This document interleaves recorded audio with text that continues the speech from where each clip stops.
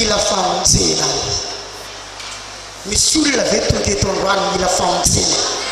Mila famonjena ny fanahy, mila famonjena ny fiainany, mila famonjena ny tokantranony, mila famonjena ny fahasalamana, mila famonjena ny fivelomany, mila famonjena ho an'ny zanany, mila famonjena ho an'ny vadiny. Tsy fomba mpivavahana ny tadiavin'Andriamanitra aminao, fa ianao hitondra ny ao am-ponao eo anatrehan'Andriamanitra tahaka ny tivehivavy ity. Lehibe ny zavatra hitako tao ambadiky ny fandoalehana. Lehibe ny fanovana hitako teo amin'ny fiainako tao ambadiky ny fandoalehana. Ary aho indray andro hoe miloalika dia elatra. Ahoana hoe ahafahanao manidina.